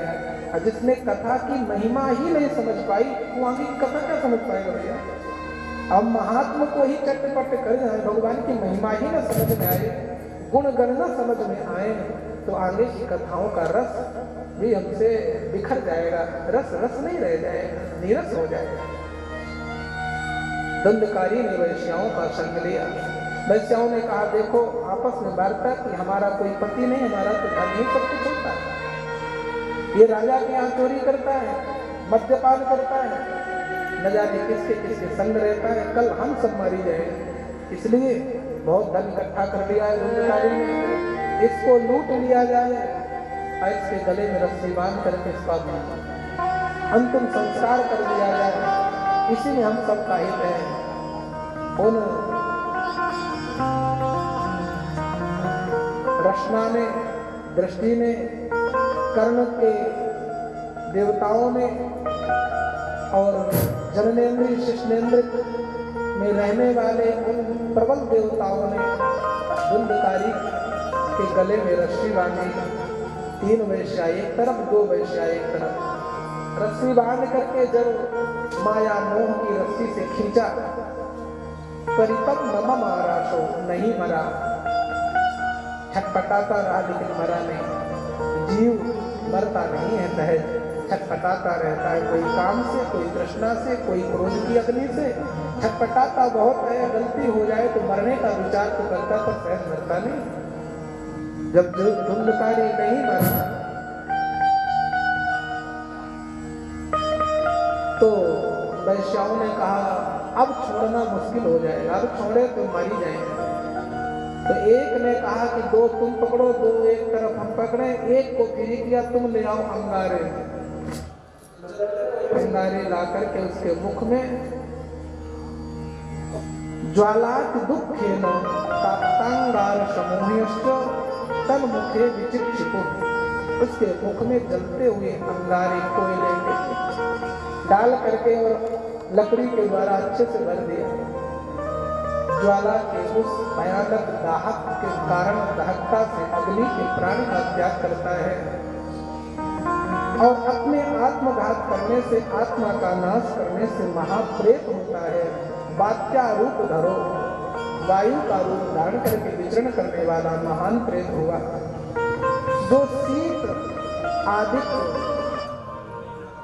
सर्दी और गर्मी का दुख तो सहन करता है, लेकिन शायद सोचे कि पानी यहाँ बहुत है, पीने तो पीने का सुख नहीं मिलता है। पानी तो दिखाई देता है, सुख नहीं मिलता। धुंधकारी के जीवन में इतना हा गई वो मुहुर बदल बार बार कहता है, भगवान मैंने बड़ा अपराध किया, मानव देह पाया था, ऐसा धर्मज्ञ पिता, ऐसा धर्मज्ञ भाई पाया, मैंने ये क्या किया। प्रेत की योनि में जाने के बाद ये सब दुख भोगना पड़ता है। निश्चित ही बंधु, जिसने अपने जीवन को सार्थक नहीं बनाया, प्रेत का जो योनि है, प्रेत तत्व है, वो बड़ा कष्टकारी होता है। वो तो गोकर्ण थे भाई, ऐसे धर्मज्ञ जो प्रेत के उद्धार का उन्होंने साधन ढूंढा। यदि हमने अपने जीते जीते अपने उद्धार का साधन नहीं ढूंढा तो अब हमें कोई गोकर्ण नहीं मिलेंगे। अब तो भाई वही मिलेंगे, हिस्सा बात करो, ये 1 रुपया इधर उधर हो गया तो आफत है जीवन में। वो गोकर्ण नहीं धरे तो आपका उद्धार करेंगे, हमारा उद्धार करेंगे। आज महात्मा गोकर्ण को जब मालूम पड़ा भाई ने अपने प्राण का त्याग किया, मेरी माँ भी मर गई, आज गोकर्ण जी ने थोड़ी देर के लिए अपने को संसार के संबंधों के कारण अपने को अनाथ समझा। ध्यान दीजिएगा, अनाथम तम विदित्वैवो गया श्राद्ध मची कर, अपने को अनाथ समझा कि मैं अनाथ हो गया। बड़ी कठिन कथा है। गोकर्ण जिसका दिव्य ज्ञान प्रकट था, आज उसने पापी भाई के मर जाने के कारण, धुंधली बुद्धि के नष्ट हो जाने के कारण अनाथ समझे। ये आप बड़ा दोनों प्रकार की कथा सुन रहे हैं, आध्यात्मिक और भागवती जो लौकिक कथा है, दोनों प्रकार की कथा सुन रहे हैं। अब यहाँ गोकर्ण कौन है? बोले इंद्रिय रूपी जो कान है, कर्ण है, इनमें इन कानों से गोविंद की कथा सुनना ही गोकर्ण है। अब गोकर्ण के साथ चित्त बुद्धि इंद्रिय दृष्टि ये ना हो तो ये अनाथी तो हो जाएंगे। इनका साधन क्या है? आत्मा। इनका साधन यदि शरीर में ये करंट बना रहा तो ये काम करेंगे, यदि शरीर ही आत्मा ही नहीं रही तो काम क्या करेंगे, ये कौन सुनेंगे। इसलिए महात्मा गोकर्ण ने अपने को अनाथ समझा कि आत्मदेव भी गए और धुंधकारी भी गया, बुद्धि भी चली गई। इसलिए क्या करना चाहिए? ध्यान रखिएगा, जिस समय हमारा कोई सहारा ना हो, गोकर्ण ने जब अपने को अनाथ समझा तो गया श्राद्धम बची कर, गया ने श्राद्ध किया। जिस तीर्थ में गए उस वहां उन्होंने श्राद्ध किया। श्राद्ध का अर्थ क्या है? पूरी कचौड़ी बनाना, दाल की पापड़ सेकना, बढ़िया सलाद बनाना, पंडित जी को 25-50 ब्राह्मणों को खिलाने वाले का नाम श्राद्ध नहीं है। खिलाना पिलाना मत बंद करिएगा, करते रहिए, लेकिन उसको समझ लीजिए श्राद्ध क्या है। श्राद्ध श्रद्ध नाम की धातु से श्रद्धा से श्राद्ध बना है। श्रद्धा का अर्थ है समर्पण।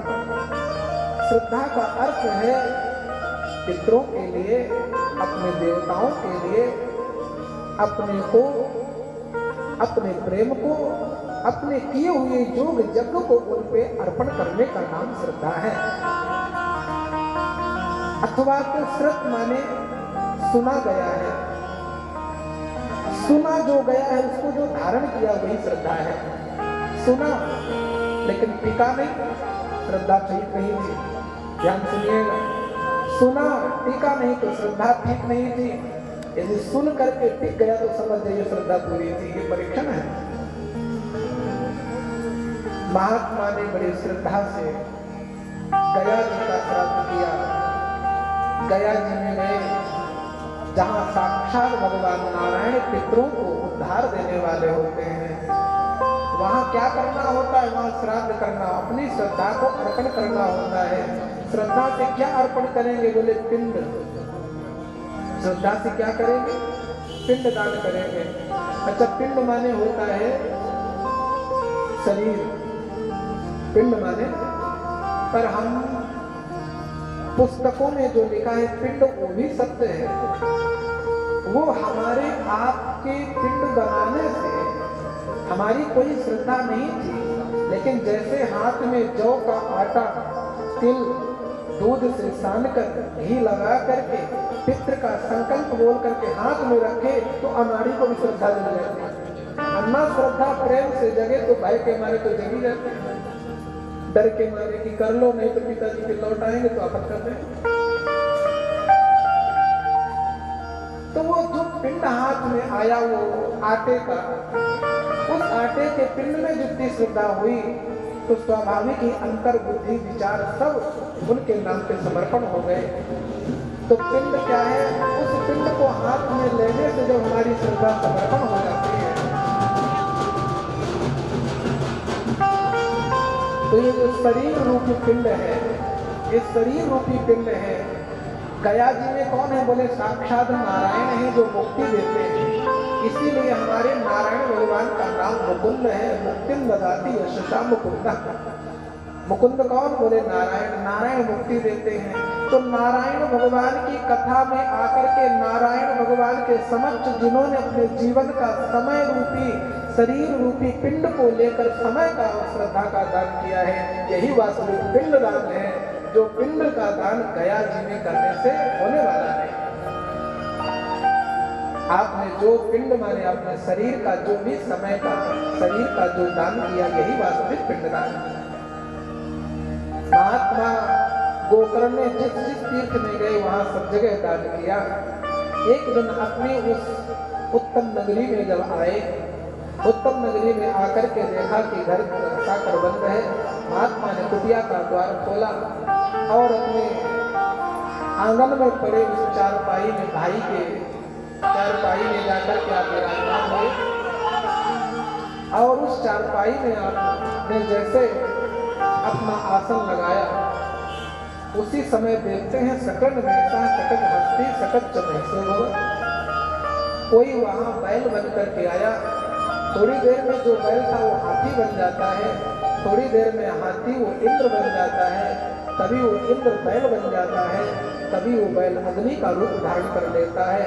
महात्मा गोकर्ण घबरा गए, भैया तुम कौन हो?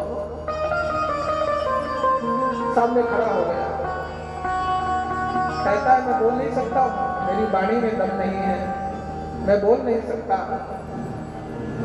महात्मा ने हाथ में जल लिया, गायत्री का स्मरण किया। गायत्री कौन है? बोले गायन तेति त्रायति तारयत यस्ता गायत्री। जिसके गायन करने मात्र से जीव का तरन तारण हो जाता है, ऐसी इस गायत्री का ध्यान करके अंजलि में जल ले करके जैसे छोड़ा है, वैसे प्रेत के बोलने की ताकत आ गई। अब उसने कहा हम भ्राता त्वदीयोऽस्मि बुद्धका इति नामतः स्वकीयेनैव दोषेण ब्रह्मत्वं नाशितं मया। भैया मुझे क्षमा कर दो, मैंने बहुत अपराध किया, मैंने ब्रह्मत्व का नाश किया, ब्रह्मत्व का नाश किया, मैं आत्मघाती हूँ, आत्मा का नाश किया। महाराज गोकर्ण हाथ जोड़े, भाई साहब गया श्राद्ध मैंने किया, हरिद्वार में श्राद्ध मैंने किया, पिंडदान किया, चित्रकूट गया, काशी गया, हरिद्वार गया, मैं जगन्नाथपुरी गया, इतनी जगह पिंडदान किया, आज भी तुम प्रेत के रूप में हो। उस प्रेत ने कहा महाराज गया श्राद्ध शते नापी। आप एक बार गया जी गए, 100 बार चले जाना पंडित जी। 100 बार के गया श्राद्ध से मुझ जैसे प्रेत की मुक्ति होने वाली नहीं है। ध्यान से सुनिए,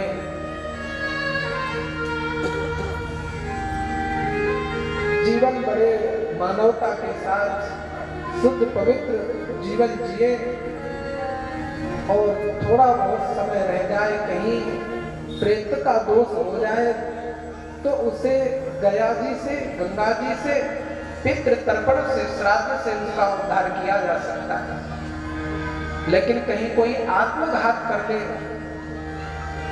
जीवन को विनाश कर दे, उसका उद्धार गया के श्राद्ध से, गंगा जी के स्नान से और 2-4 ईंटें रख करके उनका थान बनाने से कुछ होने वाला नहीं। उनका उद्धार आज तो क्या करेंगे कि गए हैं तो उनके बड़ी श्रद्धा के साथ जमीन पड़ी है तो 2-4 ईंटें रख करके वहां बना देंगे और दीपक देते रहेंगे बीच बीच में। जीवन में तो पानी मिला नहीं, न उजेले के लिए बल्ब लगा सके मिलाएगा। पिताजी कोई बात नहीं, रात में तो अंधेरे होती है, दिन में वैसे प्रकाश रहेगा, पर चले गए तो जरूर तेल बारे बत्ती बारे को कुछ हुआ नहीं। इसलिए उनसे विनम्र निवेदन है कि जो जीव बैठ करके गोविंद की कथा सुन लेते हैं, उनके पितरों का सहज ही पिंडदान और उद्धार हो जाता है। जिनके कुल में, जिनके बालक, जिनके पत्नी, जिनके पुत्र, जिनकी संतति, जिनके कुल में एक बार भी, एक दिन भी गोविंद की कथा हो जाती है ना, उनके पितरों का सहज ही उद्धार करके उन्हें देवता लोग दूध से, मधु से और उनको दही से उनको आचमन कराते हैं कि आपके आज बंधु बांधवजन, आपके पुत्र परिजन, आपके ग्राम नगर घर में कुछ अपने जीवन का अंश भाग समय लगाकर गोविंद की कथा कह रहे हैं, करा रहे हैं, सुन रहे हैं, इसलिए आप सदा सदा के लिए हमारे धाम में आप विराजमान हो जाए। ये है वास्तविक पिंडदान। पैसा दे दिया गया, पूजन करा दिया गया, लेकिन महाराज समय नहीं है। देवता यदि पैसे के भूखे होते, महाराज जब टंकी लगवा दे रहे, बस आप टोटी खोल देना, शंकर जी नहा लेंगे। इसलिए भैया इन सब व्यर्थ की बातों में, व्यर्थ के झंझटों में न फंसे, बल्कि अधिक से अधिक श्रद्धा रखकर गोविंद की कथा श्रवण करें, अपने जीवन में सुधार रखें। आप ये मत सोचिएगा कि इतना खाली है तो कुछ चढ़ने चढ़ावे के लिए मैं हाथ जोड़ करके बार बार प्रार्थना करता रहूंगा। बस केवल आप गोविंद के हो जाओ, यही मेरी दक्षिणा है, यही मेरी दक्षिणा है। आप ठाकुर की कथा सुनेंगे, ठाकुर से प्रेम हो जाएगा, तो इससे बड़ा मेरे लिए और कोई लाभ नहीं होगा। तो महात्मा गोकर्ण ने जो पिंडदान किया, उस पिंडदान से प्रेत ने इनकार कर दिया, मैं तो कुछ पाया ही, मुझे कुछ मिला ही नहीं, तो क्या करना चाहिए? बोले भाई साहब आप और कुछ विचार करो मेरे बारे में। बोले भैया अभी तुम जाओ, हमें सोने दो, घंटे 1.5 घंटे सोए ले, तब तो विचार करेंगे, दिमागी काम नहीं करेंगे। प्रेत वहां से अंतर ध्यान हुआ। महात्मा गोकर्ण को नींद कहाँ आए, सवेरे जगे, बड़े बड़े संत महात्माओं के समक्ष ये उन्होंने प्रस्ताव रखा, भाई की मुक्ति का साधन क्या है? सबने कहा महाराज पोथी पत्रा पलटाए, पुराण भागवत पलटाए, कहीं कोई साधन नहीं मिला। बोले आप महाराज जगत के साक्षी भगवान नारायण के स्वरूप भुवन भास्कर भगवान सूर्य से ही क्यों न पूछ लिया जाए? महात्मा ने भगवान नारायण का ध्यान किया, भगवान सूर्य का रथ रुक गया और भगवान जब प्रार्थना की तो आपने सूर्य भगवान से वाणी प्रकट हुई, आकाशवाणी हुई, श्रीमद्भागवतां मुक्ति सप्ताहं इति सूर्यवचः सर्वै धर्मरूपं तुदिश्रुतम्। अब भगवान भास्कर की श्रीवाणी थी, हे महात्मन निश्चित ही आपका संकल्प, आपका मनोरथ सफल होगा। प्रेत के उद्धार के लिए सिवा भागवत के दूसरा कोई साधन है ही नहीं। भैया ये मैं नहीं कहता हूँ, भागवत जी में लिखा है कि प्रेत की मुक्ति का एक ही साधन है, धन्या भागवती वार्ता प्रेत पीड़ा विनाशनी। धन्य है भागवती कथा को, इन्हीं की सामर्थ्य है जो प्रेतों का, प्रेत तत्व का विनाश करके और वो सदगति को प्रदान करने वाली होती है। ध्यान से सुनिए इस बात को, प्रेत पीड़ा विनाशनी। प्रेतत्व किसका नहीं होता है? आप सब लोग कथा के जानकार हैं, सुनते रहते हैं। भगवान प्रभु श्री राघवेंद्र सरकार जब महाराज चक्रवर्ती सम्राट के दिए गए 2 वचनों को माता केकई ने वचन मांगे, प्रभु श्री राम को 14 वर्ष का वनवास, भरत जी को सिंहासन और भगवान शाक्या का पालन करने में अपने को सौभाग्यशाली समझ करके मेरे रघुनंदन राम जब अयोध्या से निकले ना, महाराज दशरथ को आशा थी कि लौट करके सुमंत ले आएंगे, नहीं आएंगे तो बहू रानी आ जाएंगी, कुछ नहीं तो लक्ष्मण तो दया करेगा। लेकिन जब तीनों का समाचार आकर के बताया कि महाराज ने मेरे आंखों के सामने जटा बनाए, मेरे आंखों के सामने नाव बनाई, सब दृश्य में अपने आंखों के सामने खड़ा खड़ा देखता रहा, तब महाराज दशरथ जी कहते हैं अब मुझे वहीं ले चलो जहां वो है, नहीं मैं जाने वाला हूं। उसी समय ताप और संग श्राप छूट आई, कौशल्या जी को सब कथा सुनाई और इसके बाद महाराज ने कहा राम राम कही राम कही राम राम कही राम, प्रिय तम प्रण इव परिहर राम करो।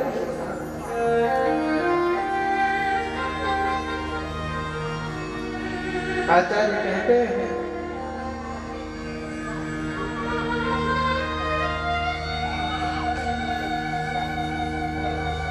जन्म जन्म मुनि यतन कराही, अंत राम कहीं आवत नाही। महात्मा ने एक बार नहीं भैया 9 बार राम राम कहा। 9 बार कहने के बाद प्रभु श्री राम का युद्ध चल रहा था। उस प्रलयंकारी युद्ध में प्रभु श्री राम को विजय श्री प्राप्त हुई, रावण का वध हुआ। रावण का जैसे वध हुआ वैसे महाराज दशरथ जी वहां प्रकट हो जाते हैं। दशरथ जी प्रकट हुए, अश्रु से स्वागत किए, बहु बेटों को देख करके प्रसन्न हुए। भगवान प्रभु श्री राम ने प्रणाम किया, भैया लक्ष्मण प्रणाम करो पिताश्री को, जानकी जी को भी प्रणाम कराया। जब 9 बार राम कहने के बाद भी प्रेत होना पड़ा, कारण क्या है? भैया कथाएं सगुण उपासक मोक्ष मिले। उत्तर यही है कि जो परमात्मा के रूप माधुरी के प्रेमी है, कथा के प्रेमी हो, मोक्ष को भी कह देते रखो अपना मोक्ष, हमें नहीं चाहिए, दे देना किसी को, हमें तो आप चाहिए।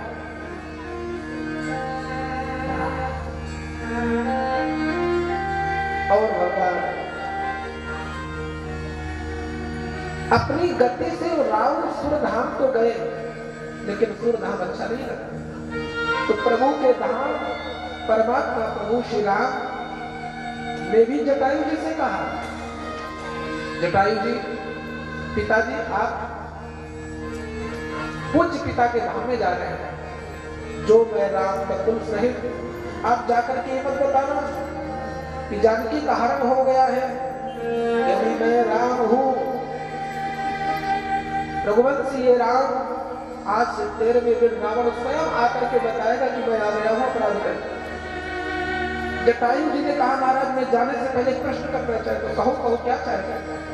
बोले ये बताइए जहां आपके पिताजी गए वहीं ये मांसाहारी गीध अपावन आमिष भोगी, उसको वो गति में दशरथ जी गए, जो दशरथ जी की गति उस गीध की गति, जो गीध और दशरथ की गति वही रावण की गति, अंतर क्या रहा? बोले इसी के लिए तो कहलाता हूं, इसी लिए तो संघर्षी कहलाता हूं। धन्य है। तो प्रेत क्या है? हर एक जीव का प्रेतत्व होता है, लेकिन सत्य बात यह है सन्यासी का प्रेतत्व नहीं होता है।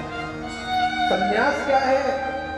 बोले जो वाणी से सत्य परमात्मा की कथा सुनता है, वाणी से गोविंद को गुनगुनाता है, चित्त में चिंतन करता है, कान से गोविंद की कथा सुन लेता है, सकृत एक बार भी उसका परितत्व तो नहीं होता है, ऐसा भागवत कहता है। महात्मा गोकर्ण ने कथा सुनते ही धुंधकारी का कथा प्रारंभ हुई। धुंधकारी का आगमन हुआ, वायु रूप में है। एक बांस योग था, संयोग था, बांस का पेड़ लगा हो भगवान आसन समझ करके 7 ग्रंथि वाले बांस पर विराजमान होगा। सायंकाल की कथा हुई, बांस की ग्रंथि का भेदन हुआ। महात्मा गोकर्ण को लगा कि भाई साहब आने का परिचय, तमाम हल्का मचा धूल मिट्टी हुई, शांत किया, आसन ग्रहण करो। तो आसन में बैठ करके जाते जाते बता दिया मेरा यही आसन है। बांस की ग्रंथि के फटने से पता चल गया कि धुंधकारी आए बैठे कथा सुने चले गए। ऐसे ही 7 दिन तक की कथा सुनी। जड़स्य शुष्क वंशश्च यत्र ग्रंथि भेदनम, कहने का अर्थ जब जड़ बांस की सूखी गांठ कथा के माध्यम से फट सकती है, तो हमारे चित्त में लगी काम की, क्रोध की, द्वेष की, ईर्ष्या की, पंडिताई की, ज्ञान की क्या गांठें नहीं फट सकती हैं? अवश्य ही ये ग्रंथि भेदन ग्रंथ है। इसीलिए भागवत को महाग्रंथ कहते हैं, जो जीव की ग्रंथि का भेदन कर रहे। सबसे पहली ग्रंथि है, बोले हम जनेऊ वाले हैं। भैया हम एक उदाहरण किसी का क्यों दे, अपना ही क्यों न दे? जाति अभिमान, फिर शिखा की ग्रंथि, हम शिखा वाले हैं। सूत्र ग्रंथि, फिर ज्ञान की ग्रंथि, फिर अहंता और ममता की ग्रंथि, काम क्रोधादि की ग्रंथि।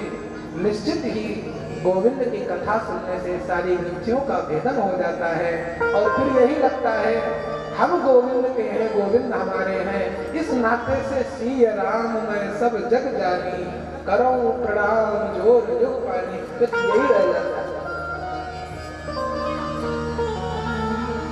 फिर वाराणसी में कुछ समय रहने का जो समय मिला, उसमें यही कहते हैं कि अन्नपूर्णे सदापूर्णे शंकर प्राण वल्लभे, ज्ञान वैराग्य सिद्धार्थम भिक्षाम देहि च पार्वती, माता च पार्वती देवी, पिता देवो महेश्वरा, बांधवास्तु भक्ताश्च। सभी जो भगवान के प्रेमी भक्त हैं वो सब बांधु बांधव है। शरीर के बंधु बांधव यदि भगवान से विमुख हो जाए तो बंधु बांधव नहीं होते। आज धुंधकारी स्वीकार कर रहा है कि हे भैया, सही सही तो आपने भाई का धर्म निभाया है, धन्य हो। मैंने तो अपना धर्म का निर्वहन नहीं कर पाया, लेकिन भैया आपने मेरे ऊपर बड़ी कृपा की।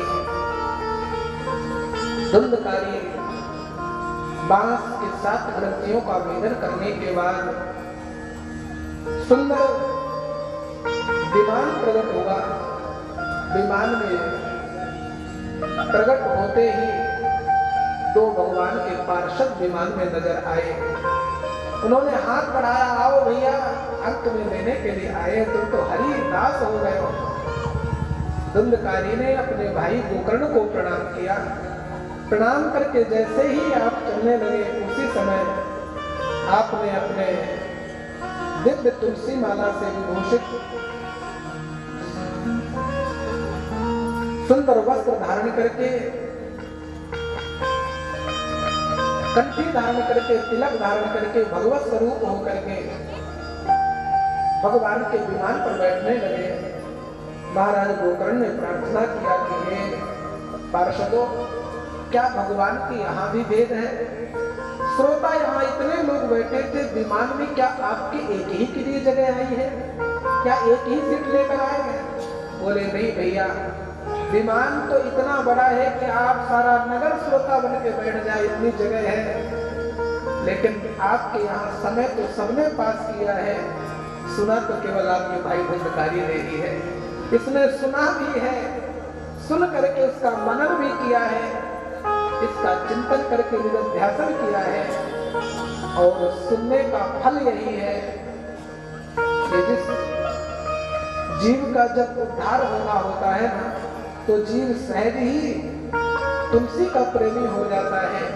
भगवान चाहे वो 24 घंटे में 5 मिनट के लिए पुजारी बने, तो 5 मिनट के लिए भी ऐसे वस्त्रों को पहन करके वो भगवान की पूजा करता है, माला धारण करता है, जिसके जीवन में एक भी तुलसी का मोती हृदय में कंठ में आ जाता है, अथवा रुद्राक्ष की माला धारण कर लेता है, अथवा तो कमलाक्ष की मोती को धारण कर लेता है। समझ जाइए कि वो अब भगवान के वैकुंठ के मार्ग में चलने का वो प्रयत्न करने लगा है। धुंधकारी जब उद्धार हुआ ना, तो उसने उसके शरीर में यही सब दिखाई दिया कि सुंदर भगवान के सदृश का स्वरूप हुआ और दिव्य रूप धरो जातस तुलसी दाम मंडिता, दिव्य रूप धारण हो गया। रूप उस जीव का उसी दिन दिव्य हो जाता है जिस दिन कोई जीव तुलसी की कंठी को धारण कर लेता है।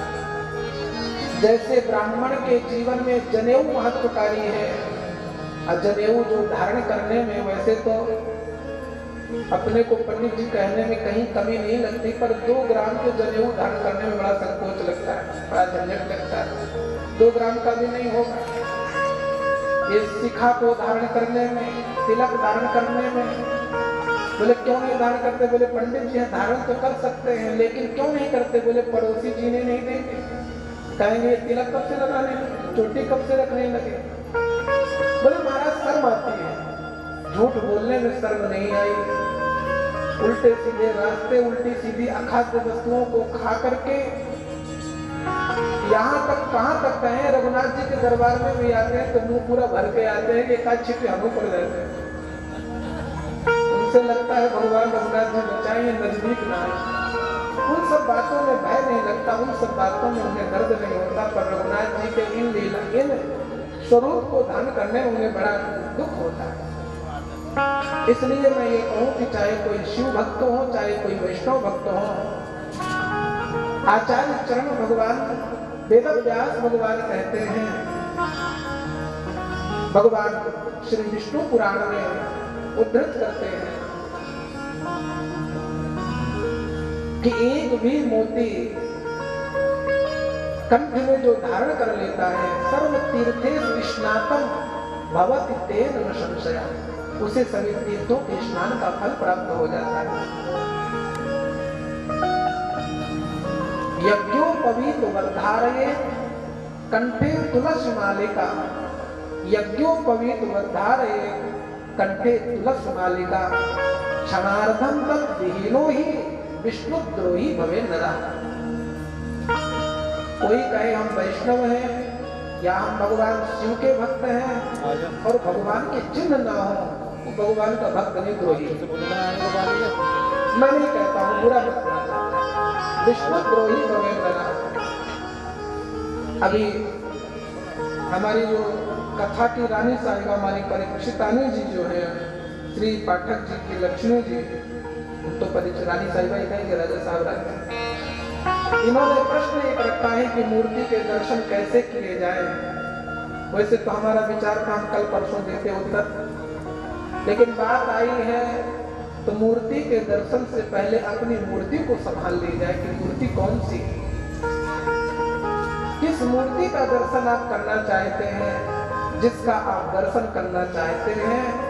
आचार्य कहते हैं यदि नारायण के भक्त हैं तो नारायण भूत्वा नारायणम यजेत, शिवम भूत्वा शिवम यजेत। यदि आप भगवान शिव के हैं तो स्वरूप को धारण करें तो वैसे दिख जाएंगे, यदि आप भगवान के नारायण है स्वरूप को धारण करें वैसे प्रेम हो जाएगा।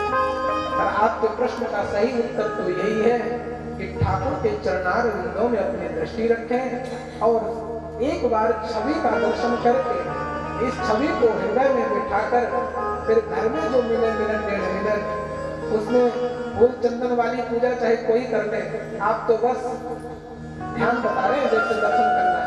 दर्शन तो आप अपने आसन में बैठ करके अपने गुरुदेव का स्मरण करके तुरंत झांकी का दर्शन करें, संपूर्ण लाभ दर्शन का मिलेगा। यही दर्शन की सही विधि है। भगवान ने पार्षदों ने जब ये कहा उसी समय सनकादि भी कहते हैं, देखो नारद जी, श्रावणे मास गोकर्णम कथा मुझे तथा पुनः दूसरी बार आदेश हुआ भगवान का फिर से कथा हो। तो श्रावण के महीने में कथा हुई। उस बार भगवान नारायण ने कृपा की और उन्होंने कथा वक्ता को भगवान नारायण आए लेने के लिए, और भगवान नारायण ने कथा वक्ता को हृदय से लगाया। लिखा है, कथा समाप्तम यज्जातम श्रूयताम तच्च नारदो। हे नारद जी, कथा के अंतिम दिन तो आश्चर्य हो गया। विमाने सा भक्तैश्चो हरिरा विर्बभूव। उस विमान से भगवान हरि आविर्भूत हुए और भगवान हरि ने हृदय से लगाया। गोकर्णम तो क्षमालिंग्यो, गोकर्ण को क्षमालिंग किया भगवान ने और अपना रूप ही प्रदान कर दिया कि आज के बाद बत्ता मेरा ही रूप होगा। इसलिए वेद व्यास भगवान कहते हैं, व्यासाय विष्णु रूपाय विष्णु व्यास रूपिणे नमो वै ब्रह्मनिधये वासिष्ठाय नमो नमः। भगवान ने अपना स्वरूप प्रदान किया और इसके बाद कहते हैं, जैसे अयोध्या में मेरे प्रभु श्री राम के जाते समय वहां के लता पत्र कीट पतंग भी राम जी का वियोग सह नहीं सकते। तो रघुनंदन राम ने कहा, चलो सब मेरे साथ। संपूर्ण अयोध्या भूमि का मालिक ने मंगल कर दिया। माता पार्वती ने प्रश्न किया, बहुत सारे प्रश्न किए। एक प्रश्न ये बहुत जटिल कर दिया कि किम गमने रघुवंश नहीं, रघुनंदन राम अपने धाम को कैसे गए। ये बात भगवान महादेव कह नहीं पाए और अश्रुधारा बहाते भगवान के प्रेम में डूब गए। भगवान ने अपने आंखों से, महादेव ने गंगा यमुना बहाते हुए, सरयू को बहाते हुए कह दिया कि मेरे रघुनंदन राम कहीं नहीं गए। वो भक्तों के हृदय में, भक्तों के आंसुओं में, यहाँ तक कि भगवान प्रभु से सरयू में अयोध्या के रूप में परब्रह्म परमात्मा भगवान राम वहीं विराजमान। अयोध्या को परब्रह्म सरयू सलिलक कुमार तन निवासी जगन्नाथ सत्यम सत्यम बताते। आचार्य कहते हैं कि कर्णेन गोकर्ण कथाक्षरो, ये जो इस कथा को एक अक्षर भी श्रवण करके हृदय में धारण कर लिए, पीताश्चते गर्भगता न भूया, उसे दोबारा गर्भ में नहीं आना पड़ा। भैया क्या कहां तक कहें, बातांग पर्णाशन देह शोषण। जिन जिन महात्माओं ने बात अम्बु पर्ण, जल, पत्ते सूखे, वायु को पी करके तप किया, और वायु को पी करके, पत्ते सूखे खा करके, जल पी करके तप करने से जो फल की प्राप्ति नहीं होती, वो 1 सेकंड की कथा को धारण करने से भगवान धाम दे देते हैं। यही कथा के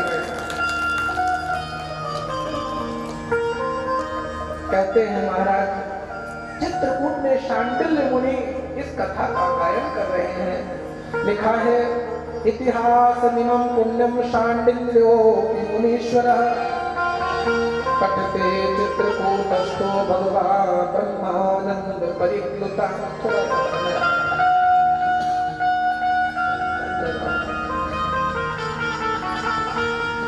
5 मिनट ले अध्यक्ष साहब से 5 मिनट 7 मिनट तो मांगते रहे। तो महाराज से सांडिल्य मुनि चित्रकूट पर विराजे। अब देखिए सांडिल्य क्या है, आज के समझने के बाद कल से कथाओं में खूब आनंद आएगा, अच्छा रहेगा। तो सांडिल्य माने सट माने होता है 6, अल माने होता है सट पद जिसके हो भौरा। 6 पैर वाला कौन होता है? भौरा। जिसका मन गोविंद के चरण रूपी कमल का भौरा बन गया है प्रेम में, जिनका मन गोविंद के चरणों में लगने का आदी हो गया है, उसके 6 पैर क्या हैं? बोले वो 6 पैर हैं विवेक, वैराग, ज्ञान, सम, दम, तितिक्षा। ये 6 प्रकार के ऐश्वर्य ही इस जीव के रूपी भौरे के परमात्मा उस चित्त को चित्रकूट बनाने में वो विवेक, वो वैराग, वो सम, वो दम, वो प्रज्ञा हमारे चित्त को चित्रकूट बनाने में यदि चित्त ये चित्रकूट बन जाए तब फिर गोविंद की जन्मस्थली भले अयोध्या हो, बोले कथा की सुनी तो चित्रकूट ही है। हमारे रघुनंदन नाम तो कथा का आनंद तो चित्रकूट में भी है। तो राम कथा मंदाकिनी चित्रकूट चितचार, तुलसी सुभग स्नेह बन श्री रघुवीर विहार। जिसने अपने चित्त को चित्रकूट बना लिया, जिन्होंने विवेक वैराग्य संपन्न तेज प्रज्ञा को अपने में विराजमान कर दिया, उसके मन और चित्त में रघुनंदन नाम सदा विहार करते हैं। यही कथा की महिमा है। भगवान ने कथा के लिए नियम बताए हैं। यही भागवत के महात्मा का अंतिम अध्याय है, 6वां अध्याय। किसी वैदिक जो वेदज्ञ ज्योतिषी ब्राह्मण से कथा का मुहूर्त निकलवाए, तो यहाँ तो ज्योतिषी काम फेल हो गए, पर रानी साहिबा ने ये मुहूर्त निकाला है कि ऐसा मुहूर्त चाहिए। हमने कहा चलो बहुत अच्छा होगा, और हम तो उस परंपरा के हैं कि हम बहुत जल्दी करते हैं, जो काम कल होना रघुनाथ जी काले हो जाए। और आपने ये मुहूर्त आपने निकाला है, भगवान कृपा करें मुहूर्त किसी अच्छे दैवज्ञ से निकलवाएंगे। जब आपके घर कथा हो तो नियम है कथा का कि कोई भाई दूर हो, यहाँ तक कि देश में नहीं विदेश पड़ा हो, उससे भी प्रार्थना करें भैया तो कुछ भी कैसे भी थोड़ा सा समय निकाल ले कथा के लिए। नहीं होता तो चलो चाह है मोबाइल से तुझे सुनाएंगे। तो भगवान की जगह जगह कथा का निमंत्रण दें। किसी को ये न कहें कि कौन कथा सुनने लायक है कौन नहीं है। भगवान की कथा के अधिकारी मानव मात्र हैं, क्योंकि परमात्मा सबके हैं। चाहे वो जहां जिस देश काल जिस रूप जैसे हो, सब इस कथा के सब अधिकारी हैं। तो सबको बड़ी श्रद्धा से इसे श्रवण करना चाहिए। ऐसा भगवान ने यदि कथा को तीर्थ में कराना चाहिए, तीर्थ में ना हो तो वन में ना हो, सबसे उत्तम बताया कि घर के निकट जगह मिल जाए तो वहीं सुन लेनी चाहिए। वो आपके पास ये सब साधन उपलब्ध हुए, ग्रहे वा बने वापी, या घर में हो या वन में हो या तीर्थ में हो, साधन भी अच्छा है। फिर कहते हैं यदि वक्ता का मुख उत्तर की ओर हो तो श्रोता का मुख पूरब दिशा की ओर बैठकर के कथा सुने। यदि श्रोता का मुख पूर्व दिशा की ओर हो तो वक्ता का मुख यदि पूर्व दिशा की ओर हो तो श्रोता का मुख उत्तर दिशा की ओर बैठकर कथा सुने। यदि ऐसी भूमिका नहीं हो पाती है तो रघुनाथ जी की कथा के लिए सभी दिशाएं उपयुक्त हैं। जब गोविंद की कथा दिशा का कोई क्रम भी नहीं, काल का नहीं है, समय का भी नहीं है। भगवान ने कहा चाहिए कि कथा के जो वक्ता हो, वैदिक हो, ब्राह्मण हो, वैष्णव हो, और वेद शास्त्र विशुद्धिकृत वेद शास्त्रों का सही सही तरीके से और ऐसा वाचन करे कि कंठ भी सुदृढ़ हो, वाणी भी सजी हो, परमात्मा के चरणों में प्रेम हो। ऐसे ही अनेक धर्म विभ्रांता, अनेक धर्मों का उदाहरण देने वाला ना, सीधा सीधा लिखा है, भ्रांति ना फैलाए, केवल रघुनाथ जी गोविंद के चरणों में लगाने की ही बात करें। अन्य धर्म प्रत्यो, क्योंकि भागवत के सामने सभी धर्म तो एक ही है, वो केवल सनातन धर्म एक ही है। एक जैसे किसी स्थान के लिए, किसी एक नगर के लिए रास्ते इधर से भी आते हैं, इधर से भी आते हैं, इधर से भी आते हैं, इधर से भी आते हैं। इधर वाले भी इसकी बाजार करते हैं, इधर वाले भी बाजार करते हैं, इधर भी कहते हैं बाजार एक ही है। रास्ते कहीं बाईपास होते हैं, रास्ते कहीं शहर के अंदर से जाते हैं। अंत तो शहर वाला रास्ता भी बाईपास, बाईपास वाला भी शहर, अंत में रास्ता एक ही रह जाता है। धर्म एक ही है, सनातन। बाकी उसके सब पंथ हैं, पंच में भेद है, पंच में भ्रम है, पंच में झगड़े हैं, धर्म में कोई झगड़ा नहीं। भगवान ने श्रीमद्भागवताख्योऽयं प्रत्यक्षः कृष्ण एव ही, भगवान की श्रीमद्भागवत कथा को सोची न समझे। यहाँ यदि जरूरत पड़ जाए कि रात भर छत्र तान के खड़े होने की जरूरत पड़ जाए, तो मानो कि हम ठाकुर के आज अयोध्याधिपति श्री द्वारिकाधीश भगवान की सेवा मिली है छत्र लगाने की, इतनी श्रद्धा से सेवा करने को तैयार है, क्योंकि प्रत्यक्ष कृष्ण एव ही। जी होने को समझ लेंगे कि दोनों का रास्ता मिल जाएगा। आचार्य कहते हैं सुख रूप प्रबोधक्यम सर्वशास्त्र विशारद। उपवास करने की बात आई, कथा में उपवास। हमने सोचा कि हमारे राजा साहब को पर हमसे भी 10 कदम आगे हैं, कल तो केवल थोड़ी बहुत उष्ण मरे गर्म जल जो भी वो मीठा सादा कैसा वो लेकर के रहे आए, अब आज की तो भगवान जाने। पर ऐसी कितनी कठिन व्यवस्था से नहीं हो सके तो फलाहार रहे, दूध ले करके रहे, दूध फल से बात नहीं बने तो नमक का भी व्रत आहार लेकर के रह सकते हैं। यदि उससे भी बात नहीं बने तो एक टाइम भोजन करके, एक टाइम फलाहार करके, और यदि इससे भी बात नहीं बने तो भोजनम तो परम बने कथा विघ्न करो। फिर तो भोजन प्रसादी लेकर के, पर ऐसी भोजन प्रसादी हो जिसमें कथा में विघ्न न हो। अब फलाहार की जगह फलाहार हो पर फूलाहार बन जाए, पेड़ भी ना। अब पा करके आए समाधि कुर्सी में ही लग जाए, तो ऐसे फिर फलाहार से भी कोई फायदा नहीं। फलाहार में चाहे आहार में वो ले जिसमें कथा में विघ्न ना हो, वही आहार शुद्ध है जिसमें कथा में विघ्न नहीं।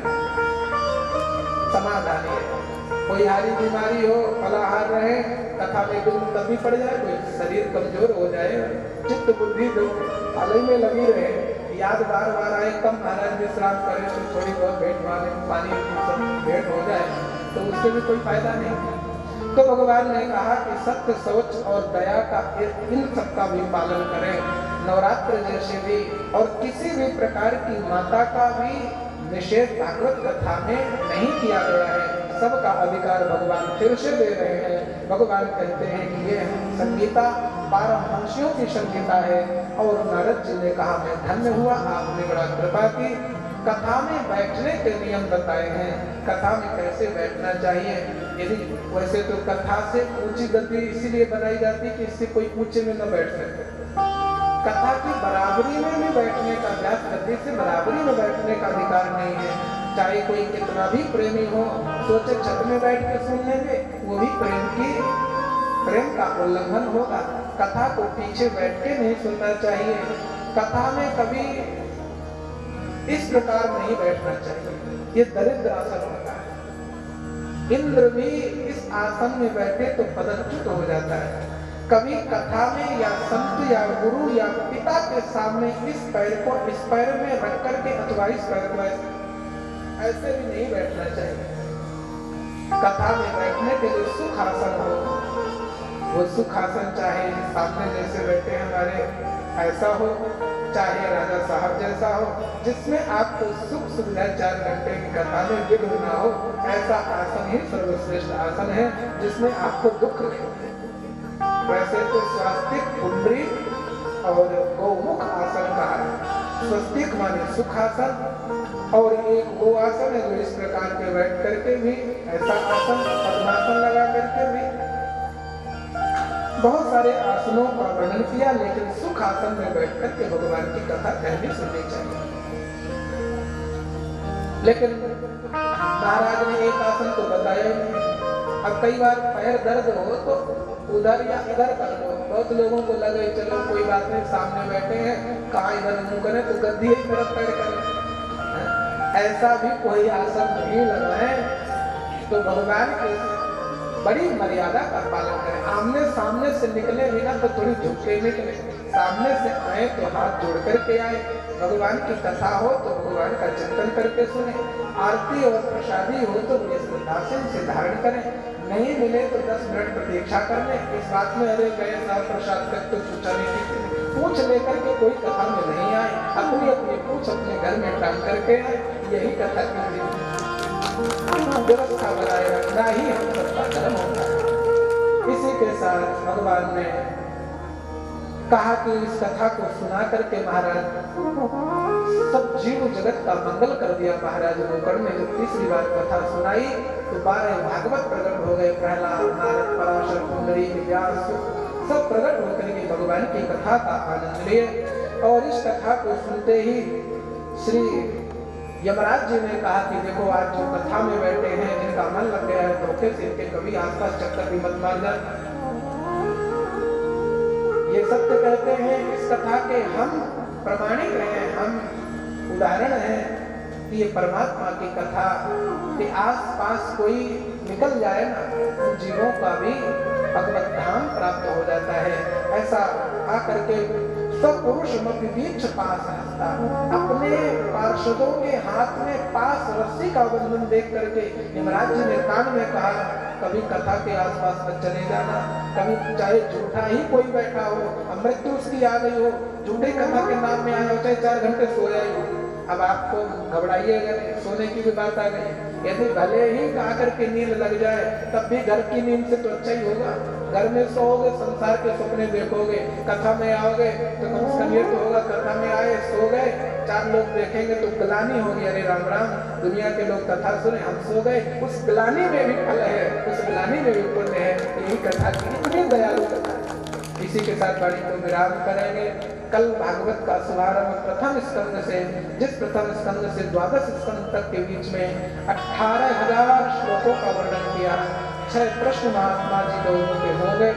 उन 18,000 श्लोकों के मध्य 12 स्कंद 335 अध्याय वाले दिव्य ग्रंथ का आप श्रवण करेंगे तो आप ठीक समय 12:30 से लेकर के और 5 मिनट तक आज हमने जो समय ज्यादा ले लिया कल परसों तक कवर कर लेंगे, घबराइएगा नहीं। लेकिन आप समय से आएंगे तो हम यहाँ का समय नहीं बढ़ाएंगे, और समय से नहीं आए तो हमारे 5:30 से 5:45 हो जाए तो हमें दोष मत दीजिएगा। यही सब के साथ पानी को विराम करके आइए गोविंद को गुनगुनाते हुए भगवान की आरती। मेरे सरकार का दीदार बड़ा प्यारा है, मेरे घनश्याम का दीदार बड़ा प्यारा है,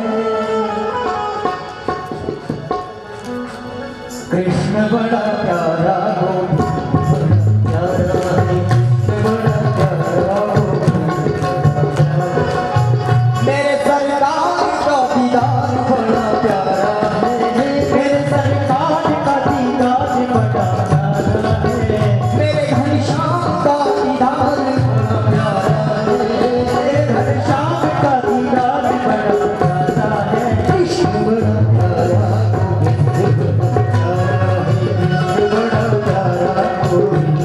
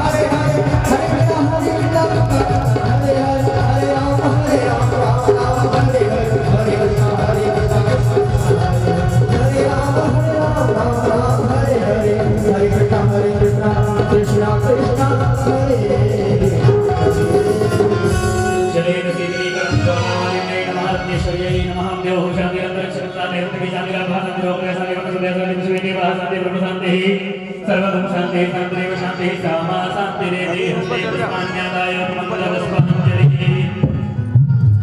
हरि ओम पांचमि जगन्मय जन्तदेव सानि धर्माणि प्रथमाद्याशन्नादेरनाथं महिमानः सचिन्त्य जत्र पूर्वेशाद्याः शक्तिदेव नाना सुगन्धपुष्पाणि यथा कालोद्भवानि च पुष्पाञ्जलिर्मया दत्तो गृहाणं परमेश्वरो मन्त्रपुष्पाञ्जलिं समर्पयामि श्रीपुराणपुरुषोत्तमाय नमः। जय